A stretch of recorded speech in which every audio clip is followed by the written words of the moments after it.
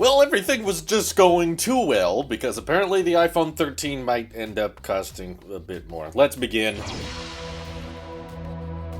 Just when I was talking about how Apple hasn't been impacted by the chip shortage, Digitimes is reporting that TSMC, which is the primary manufacturer for most of Apple's A series and even the M series of chips, is going to be raising prices for all of its customers. And Digitimes is honestly, I think, making a somewhat realistic prediction here because we know how much Apple cares about profit margins, and a lot of these changes are not going into effect until January of next year, but that's, where iPhone 13 is going to spend most of its life in 2022. And of course, while mass production has started, in fact, the name might have been confirmed through some paperwork that leaked earlier this morning. So iPhone 13 might be the official name. I know I've been arguing with people on whether or not it would be 12S or 13. Maybe just 12S Pro Max sounds too complicated, and I know some people are, superstitious of the term 13, but I personally believe that leak to be true. The idea of someone trying to cut out paperwork so that they can just for a couple of weeks have a leak get attention that suggests that the name is going to be 13. I don't think that's it. So I do think the name is official, but anyway, the bulk of the iPhone 13's life is going to be in 2022, and Apple, if they're going to be paying a premium for all of their different chipsets, might end up passing off the cost to the consumer. They didn't really detail exactly how much they plan on upping the price, or if this is just going to apply to certain iPhones in the lineup. I think to somewhat combat profit margins being tankered with because of chip suppliers raising their rates, it might make more sense for Apple to maybe just raise the prices on the Pro iPhones, but not the regular ones. 12 mini already was not selling too great, and I do think that the price and the battery life had a bit to do with that. So if they end up increasing the price of the 13 and 13 mini even more so than they already did last year, that might make them a lot less tempting, especially those entry-level flagships. I don't even know what to call them anymore. The regular iPhones, those are pretty dang close in price to the Pro options, and I think that's why a lot of people ended up opting for the 12 Pro, was because it wasn't really that much more. So either all of the prices gotta go up at once, or they're probably better off just increasing the prices on the Pros. That way the profit margins kind of make up for the lower margins on the entry-level iPhones, and because there's a lot of diehard 120Hz fans like me that are kind of gearing up to buy this iPhone no matter what, plus we're also hearing about the portrait mode video, the bokeh as you're filming, and ProRes coming to the iPhone, and all these great camera improvements, and of course the 1TB storage option, as Big Truck Series Review Motorsports has probably already commented on this video. While all of these great features are rumored, it's a good chance that Apple will realize a lot of us out there are willing to pay whatever we have to get our hands on these features. So Apple may charge a lot, honestly. In fact, the 1TB iPhone rumor makes a lot of sense this year if they're trying to secure margins elsewhere. I don't know if you guys knew this, but putting in more storage to the iPhone doesn't actually cost Apple that much money. It's probably a difference of $10 or $12 to put in a 512 gig SSD versus a 64 gig SSD. They just like to have people with more storage offering thicker margins for their iPhone. That way they can hopefully lower the price for the entry-level models. So if they do end up bringing a 1TB option this year, I expect the price jump on that one to be somewhat massive. It's an extra $300 or $400 off the base model. And yes, people will be annoyed by that. No, most people will probably not opt for that storage option, but they will make a decent profit off of the people who are willing to pay that extra amount. So Digitimes has gotten lots of things wrong in the past, so hopefully they end up being wrong here. I don't want the prices to go up because I already thought they were pretty high, but frankly, knowing Apple and how they kind of surprise us sometimes with how high their prices are, plus there's all kinds of Galaxy Ultras out there selling for $1,300, or different phones that are launching for $1,100 and $1,200, and Apple probably knows the type of brand power they have with the iPhone. I'm guessing 13 Pro, if it is $1,100, and if the 13 Pro Max is $1,200, they're still probably going to sell about the same.